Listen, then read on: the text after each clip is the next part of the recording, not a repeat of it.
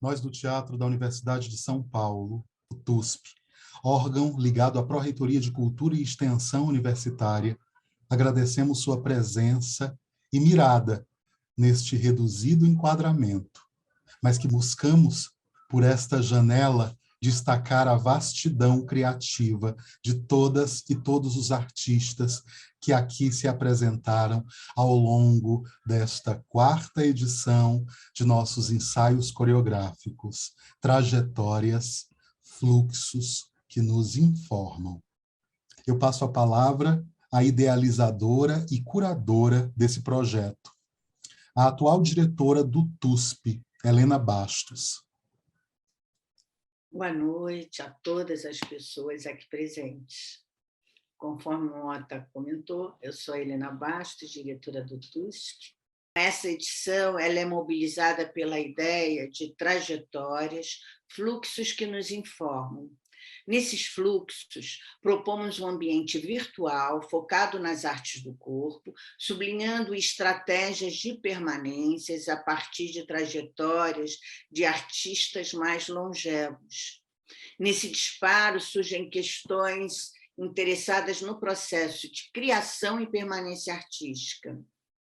Sob esse recorte, podemos apontar, nesse percurso de larga escala, traços, gestos que nos informam conectividades que podem pertencer a uma determinada linhagem ou que também, nesse processo de continuidade, às vezes nos apontam rupturas. Então, dessas coisas, desses tempos, dessas espacialidades que a gente deseja muito conversar aqui. Boa noite.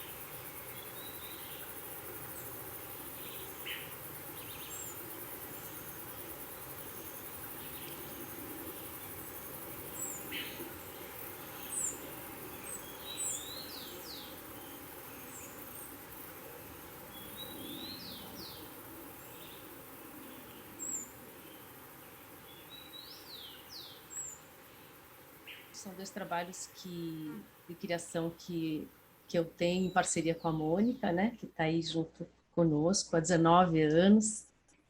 Né? Sem essa parceria, nada disso existiria no mundo. E o Corpo Desconhecido, assim, só para começar, ele tem uma pergunta, né? Uma pergunta que eu tinha quando eu não queria mais dançar a dança moderna, o balé eu já não dançava mais. E o que antes de fazer um passo de dança, o que havia? Então, a pergunta do Corpo Desconhecido é: o que acontece antes da intenção do artista mover? E durante 11 anos, eu e Mônica, naquele mesmo local da Fenda, na casa onde eu morei, a gente experimentou essa pausa para que essa resposta pudesse ser vivida. Não sem dor, né? Sem perdas, porque eu tive que abrir mão de muitas coisas, de muitos passos bonitos de dança, de redimensionar a dor, de expor aquilo que sempre era escondido no balé, porque eu tinha que ser um ser etéreo, que não tem órgãos, que não tem ansiedade, que não tem cólicas, e que sempre está no eixo para girar, né? Supostamente. Então, eu acho que esse é o lugar do Corpo Desconhecido, o corpo em crise, né? E antes dessa veste, que foi concebida pela artista Laura Miranda, também muito parceira, era uma veste, essa foi confeccionada no látex impresso em árvores, e antes disso foi o látex impresso em pedra explodida, né? Então uma carne de fato. E a fenda vem na sequência colocando trauma como questão, mas tem a ver com uma necessidade de sair das quatro paredes, de sair do chão liso lá do André Lepec. Não que a gente não possa estar dentro do estúdio, né? Mas eu tinha essa necessidade de ir para mais perto do mundo. E nesse mesmo momento, em 2013, Mônica e eu começamos uma formação terapêutica, a Somatic Experiencing, que é uma proposta, uma abordagem psicobiológica para a resolução do trauma. Então, esse é o corpo, né, da fenda, o corpo traumatizado, que que faz uma imersão num sítio específico, que engaja, e daí o outro, nessa dimensão da fenda, ele é primordial para poder viver a sua experiência do trauma e mobilizá-la, né? Porque o trauma é paralisia. E à medida que a gente engaja, a gente tem o outro mamífero, né? Somos seres sociais, e eu tenho o espaço, nós temos o sítio específico, então esse trauma pode ser mobilizado e, como diz a Sueli Ronick, dá passagem àquilo que precisa se manifestar.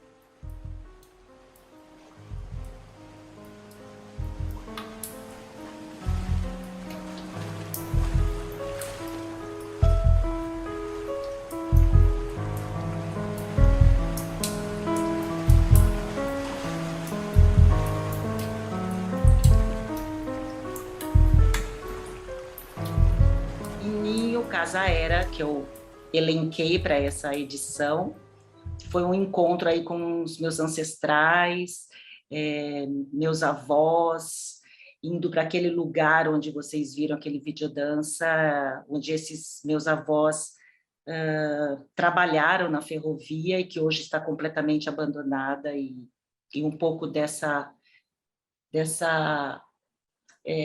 ligação, né, com esses lugares que sofrem abandonos e também os apagamentos que a gente vai fazendo ao longo da vida, que é algo que me é muito caro hoje, assim, pensar sobre isso.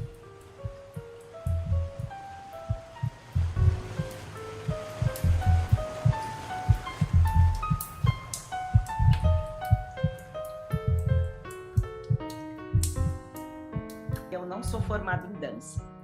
Eu sou professora em dança, mestrado, doutorado, especialização, mestrado profissional, e eu sou muito grata assim, à vida pelos encontros que eu fiz para que eu pudesse estar nesse lugar que hoje é uma grande referência, né, em dança.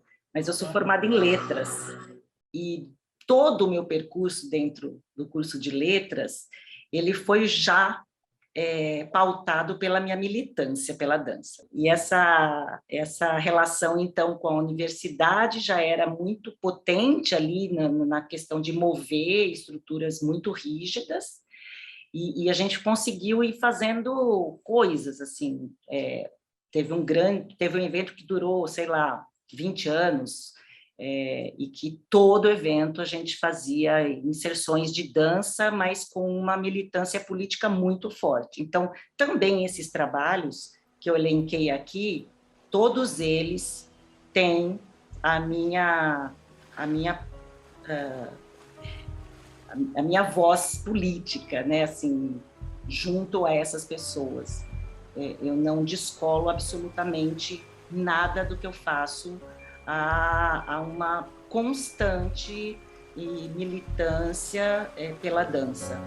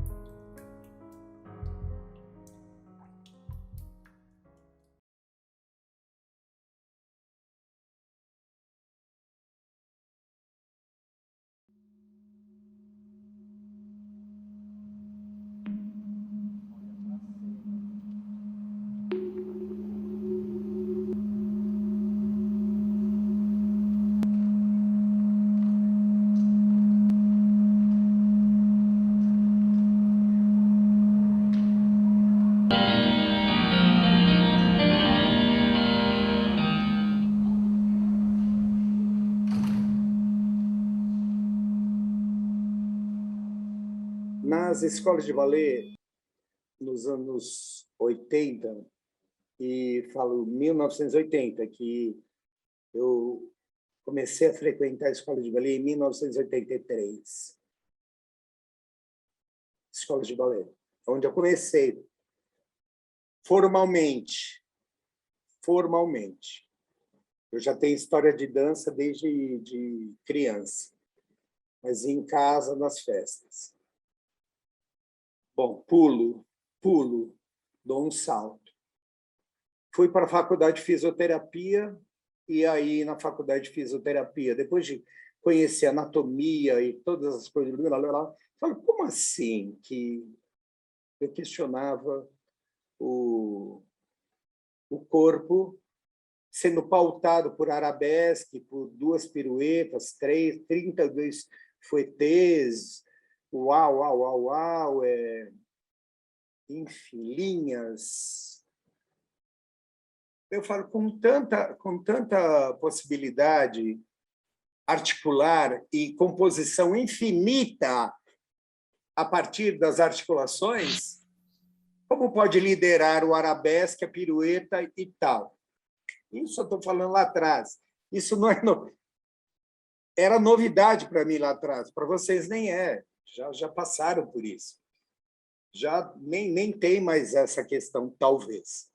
Então, minha formação vai vindo em função dessas coisas todas, dessas dúvidas, dessas questões todas de o corpo do baile, da black music, que é o meu mote lá atrás, da discoteca, dos bailes e tal,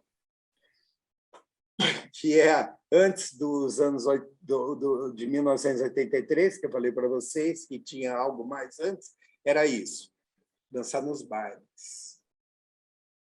E como é que é essa composição se dá? Se eu já questionava isso aí atrás, desses corpos que se mexem disso, ou dessa forma, ou dessa maneira, então, e a escola fala que é o arabesque, e estou falando lá atrás, não? Foi ter uma técnica X ou as outras demais danças com escolas modernas que também têm suas rigidez, seus códigos, suas maneiras de e tal. Então, eu questionava isso. E acho que os bailes me salvaram, voltando aos anos 80. Antes ou 70, 80, os bailes salvaram dizer que todo corpo dança, todo corpo se manifesta. Estou falando agora, veja bem, eu não falo, isso estava na minha cabeça, em algum lugar do meu corpo lá, questionando. Então, como vocês viram em Sapatos Brancos, aí em cada corpo ali tem uma história que essa obra talvez não se repita nunca mais.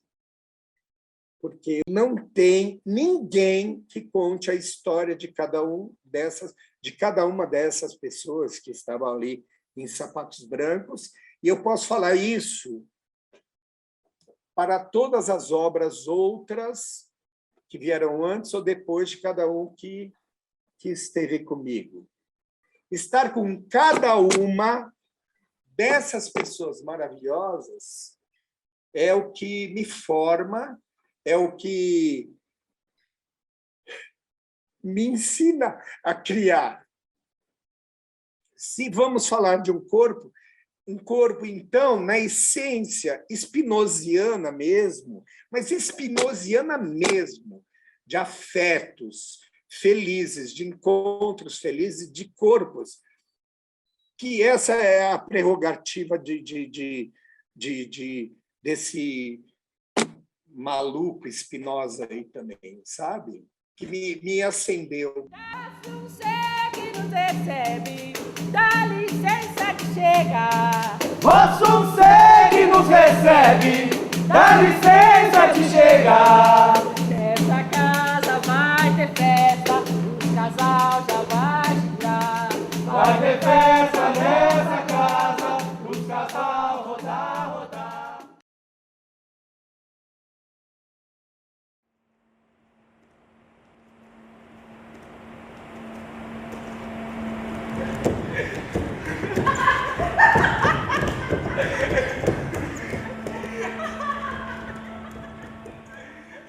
No meu trabalho está toda a minha linhagem, né? Algumas pessoas foram muito marcantes para mim, né? Uma delas foi a Célia, outra delas foi o Klaus, outra delas foi a Zélia. Então, vou recortar, e a Dona Maria também, mas eu vou recortar esses três, Dona Maria Duchens, porque teve um momento, quer dizer, no meu trabalho, fundamentalmente, tem uma coisa que foi provocada por essas pessoas, que é de reconhecer a minha história de vida como parte da minha formação. A minha relação com as danças populares, ela está muito mais em pensar a arte e na vida deles, como eles se relacionam com o fazer artístico deles, do que propriamente com o repertório. Muito embora a gente pratica muito o repertório, porque esse conhecimento, esse modo de operar, esse conhecimento está naquele repertório, né? Tem uma coisa também em relação às técnicas de dança moderna e a dança popular e tal. A gente trabalha muito, por exemplo, dança anfíbia. O motivo de dança anfíbia era... o Gilberto Freire falou que a gente alagoana era uma gente quase anfíbia. Mas ele falou isso porque aqui em Alagoas, o nome Alagoas está dizendo já, né? A gente é cercado por água, né?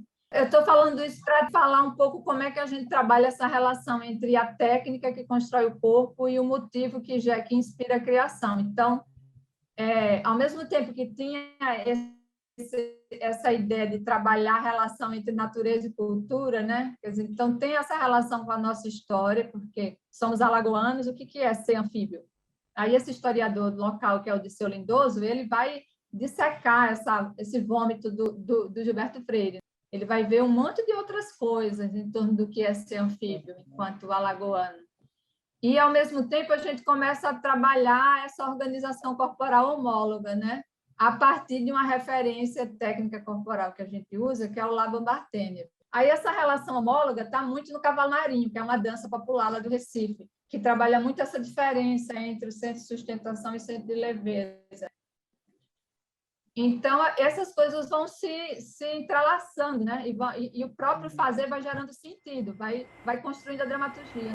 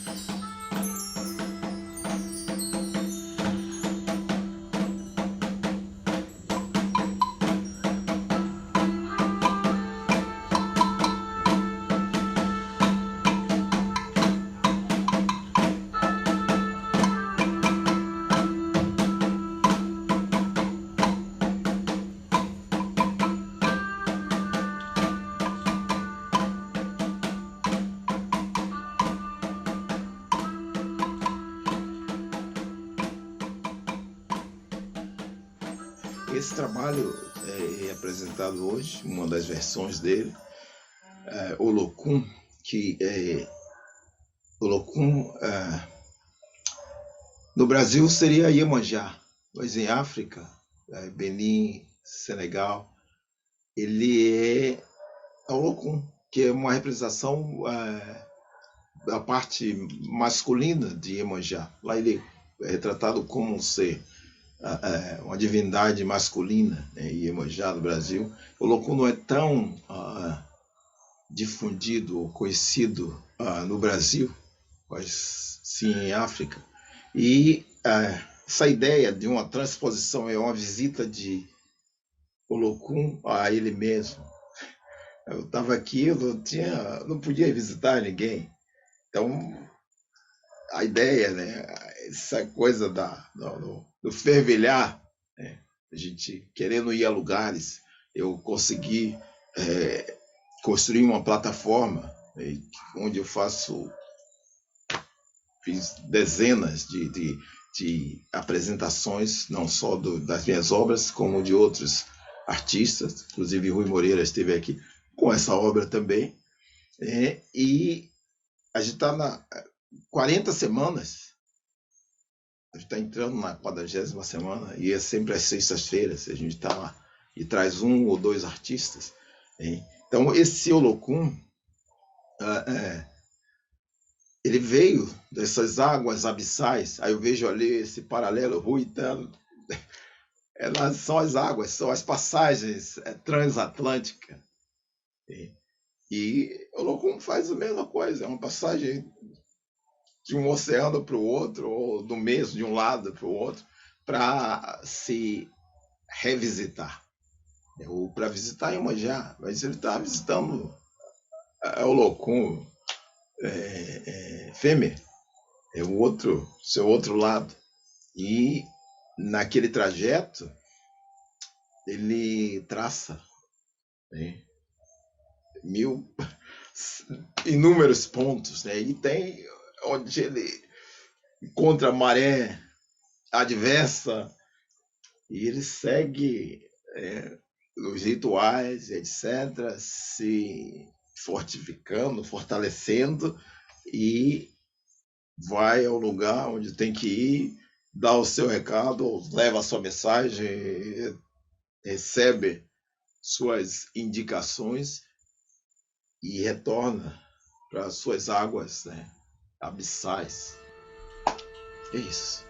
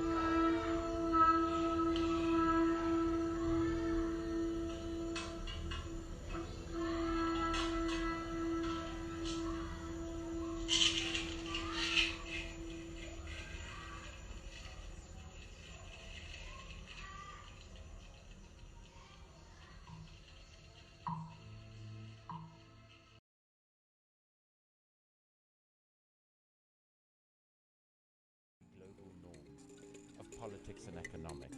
This is author and activist Andrew Feinstein. He was also an ANC Member of Parliament. In 2001, he resigned after the government refused to investigate alleged corruption in the 1999 arms deal. But let's just back up here for a second. What exactly was the arms deal? The arms deal was a decision in 1999 to spend around 60 to 70 billion rand on weapons that the country didn't need and has barely utilized until today, in return for up to 3.5 billion rand of corruption of fraud. Na crise sanitária que foi criado esse trabalho, as relações de visitação a mim mesmo e as próprias histórias, um ensimismamento permitido, aliás, provocado, aliás, forçado, não é? me colocou numa situação onde o espiralar não era só um conceito, ele era um ato, ele era uma ação. Não é? A ação de seguidas vezes, né, durante o dia, passar por um mesmo lugar e esse mesmo lugar ganhar ressignos e esse ressignificar levar para um estado de reflexão muito intensa de tudo. Não é? Foi interessante observar o quão a minha visão estava voltada para um campo simbólico. Naquele momento, no momento do espiral, o aspecto simbólico é tão destacado que tudo aparece como uma tessitura. É possível se ver tudo através de tudo, não é? E é possível se perceber o eco de tudo. Não é? Então, o que me inspirou? Alguns fatos históricos ocorridos na África do Sul, não é? Com a chegada de Mandela, em cotejo com alguns fatos históricos que eu presenciei quando fiz um mergulho estético, poético, simbólico na relação religiosa afro-mineira. Não é? Então, quando eu vou e percebo aquela ambiência através das pessoas, através da festa, através do alimento que foi a comida que eu comi, que foi o som que eu escutei, como tudo isso, não é, se tornou uma camada da qual e pela qual eu consigo ver e enxergar outras coisas. E isso tudo vai aguçando num tempo muito sensível, num tempo espiralar, uma extrema sensibilidade para essas relações da polis, para essas relações do momento presente, para essas relações da hiperrealidade que é olhar o outro. Então, é interessante observar esse ir e vir e essa espiralidade me colocando nesse espaço de percepção e de extrema amplitude de sensibilidade. Né? E esse trabalho, ele é isso.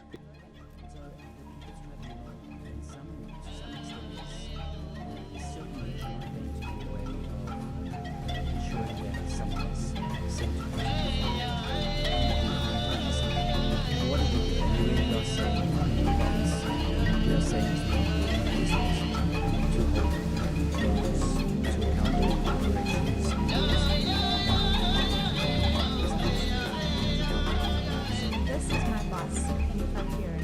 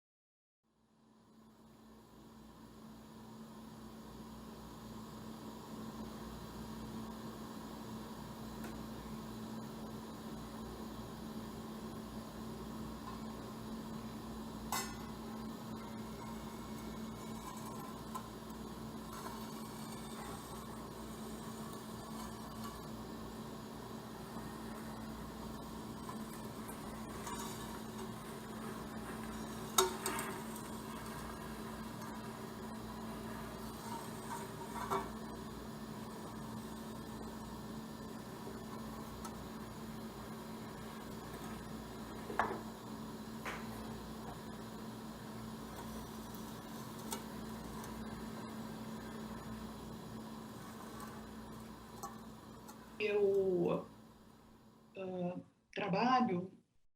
venho trabalhando há bastante tempo com o meu próprio corpo e com os corpos das pessoas negras ou pretas, como preferirem. A questão da raça, ela entra sempre por causa das nossas políticas, né, de apagamento. E é em função dessas políticas de apagamento que esse corpo desprezado e pelo qual se tem tanto ódio, né? Por isso tanto genocídio sobre os nossos corpos. É por causa dessas questões absolutamente políticas, né? Entendendo política como estar juntos, né? Como viver nesse mundo aqui. É por causa dessas políticas que essa questão aparece e permanece nesses trabalhos. Eu não tenho tanta certeza se essa é de fato uma preocupação do panelaço, porque está dado. Aquele corpo que aparece ali, né, ele tem um certo figurino, ele é um grande invasor, ele inverte a ordem dos fatos, ele complica, né, como eu gosto sempre de citar o Torquato Neto, ele complica o coro dos contentes.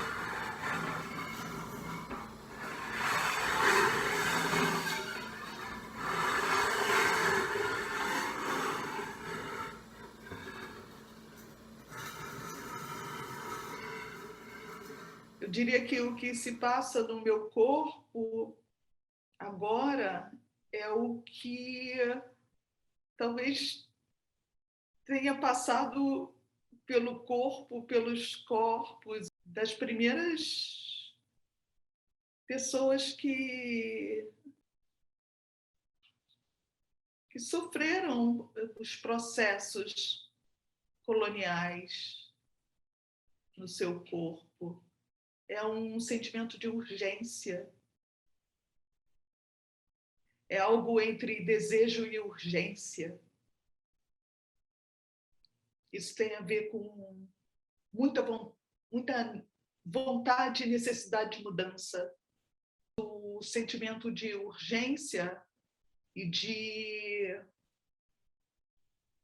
pensar junto aí uma saída temporária para o problema que estamos todas e todos e todes metidos, uma saída temporária que possa gerar outras saídas.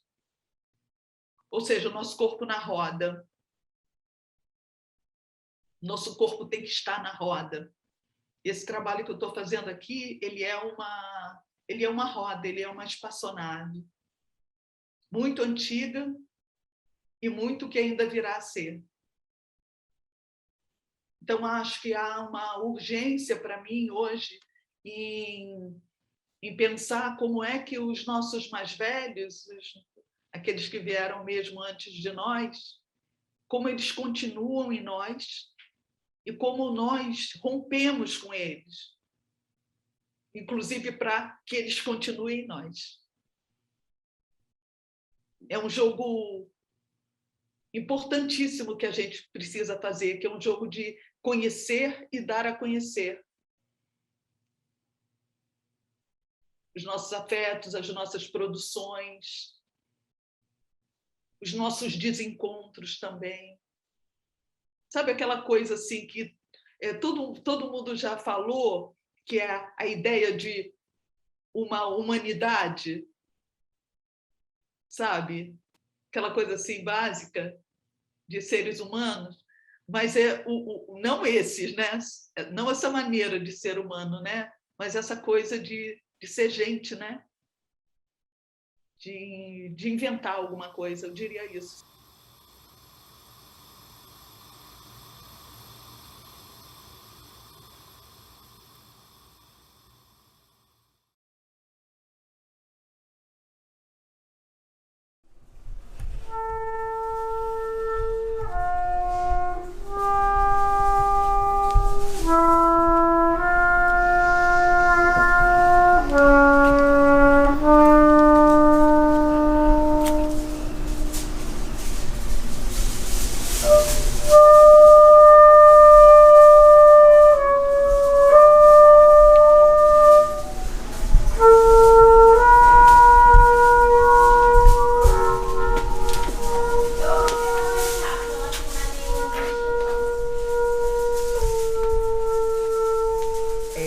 Esse trabalho, ele é a junção de vários trabalhos em termos de objetos, né? Eu já estava há um tempo, assim, mexendo na casa, porque fiz uma promessa no início da pandemia de mexer na casa toda. Eu odeio mexer as coisas de lugar. É um problema, eu não gosto. E aí eu fiz uma promessa que se o universo me poupasse, morressem poucas pessoas ao meu redor, eu iria mudar tudo de canto na minha casa. Então, eu estou desde o início da pandemia mexendo nas coisas, né? E aí eu encontrei materiais de vários trabalhos. Eu trabalho com sobras e lixos catados, de diversas formas, cada lixo é uma história. Trabalho com histórias minhas, reais, que aconteceram, ou com alguém próximo a mim, não trabalho com histórias inventadas, já faz algum tempo. É a base disso que eu chamo de dança de desabafo, né? Falar sobre histórias reais que aconteceram, ou que eu vi acontecer. E aí eu tenho uma característica também, dentro dessa poética, que sempre tem alguma coisa no trabalho seguinte do trabalho anterior. Uma marca, um objeto, alguma coisa, uma sequência, uma fala, alguma coisa se repete sempre. Como se deixasse um resto também, se fosse um lixo, uma sobra, um caco do trabalho anterior. E aí eu pensei em fazer nesse trabalho um grande mosaico, né, de coisas, de materiais, e contar essa história do corte da árvore, né, que foi muito forte para mim, que foi em setembro do ano passado, completou um ano agora, também através disso, porque a árvore, ela muitas vezes se confunde comigo na minha cabeça, se confunde com a casa, e durante a pandemia, eu passei muito tempo debaixo dela, rezando, eu rezava todo dia, 11 horas da noite, 11 horas da manhã, debaixo da árvore. Quando ela foi cortada, foi muito difícil. E eu achei que devia falar sobre isso. Achei que tinha a ver sobre envelhecer, sobre estar frágil, sobre renascer, sobre resistir, sobre liberdade. Achei que o corte da árvore me diz e diria às outras pessoas algumas coisas. Eu acho que tem muito uma coisa com a morte, porque eu acho que tem, apesar de nós estarmos vivos, nem sempre nós estamos de fato vivos. Eu acho que a gente está sempre meio morto e quase nada vivos. E de vez em quando a gente está plenamente vivo. A gente tem consciência da vida. E nesses momentos vale realmente a pena viver. E é incrível, porque eles são mágicos e enormes e fantásticos, os nomes bonitos que você queira dar, né? E Engarrafada é um trabalho muito forte para mim, que fala sobre o medo de tudo, né? O medo de viver, o medo de morrer, o medo de não viver o suficiente quando eu estou viva. E aí, um dos trabalhos que eu escolhi para trazer, porque é muito forte, porque é uma coleta de garrafas na rua, que eu limpo há muitos anos e coleto na rua garrafas abandonadas, né? Então, eu trouxe um trecho, na verdade, um pedaço do trabalho. Eu achei que era significativo nesse momento que a gente fala tanto de medo, né? Tem uma perspectiva do medo, o medo roçando no nosso pescoço o tempo inteiro, medo de morrer, medo que as pessoas morram, medo de não ter futuro, medo de não existir, medo de não conseguir sobreviver. E eu achei que esse trabalho ele deveria estar mais fortemente contemplado dentro dessa trajetória de coisas, de guardados, de achados, né? de trabalhos.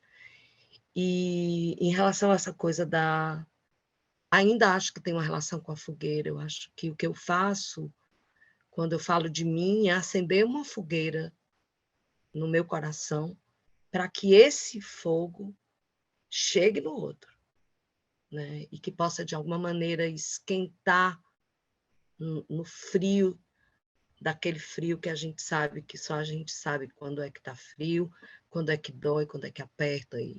E acho que mais do que nunca a arte, qualquer que seja ela tem essa função, né? De nos conectar, de nos dar alento, de nos fazer pensar, de nos chacoalhar, de nos lembrar algo de nós mesmos. Então, a fogueira veio muito forte como esse fogo, né? Essa tempestade que é uma soma de fé e esperança, mas de caos também.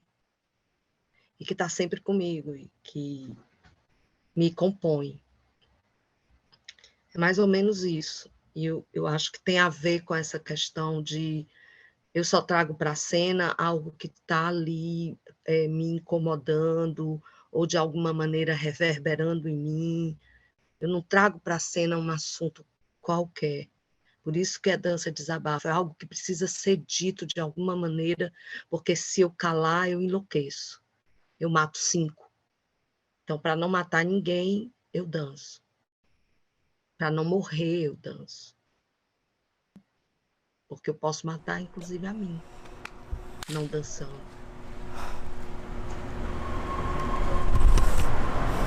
Só é preciso ter coragem, paciência para esperar a hora de voltar.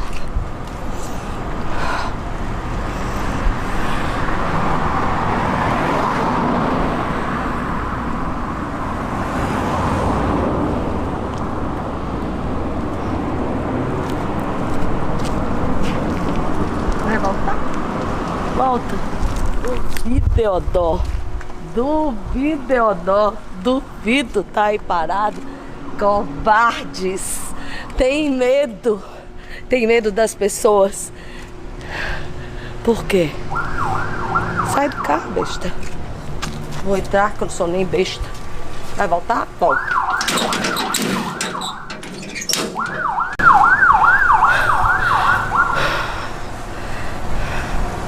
Um dia tudo isso vai ter passado e eu vou voltar a dançar como eu sempre dancei, livre. É assim que é a vida, em liberdade, em força, em luta. É assim que deve ser, é assim que será. Tudo tem um tempo. O tempo de abrir as portas, o tempo de dançar nas ruas, o tempo de se alegrar, de comemorar, de agradecer. Levanta a cabeça, engole o choro.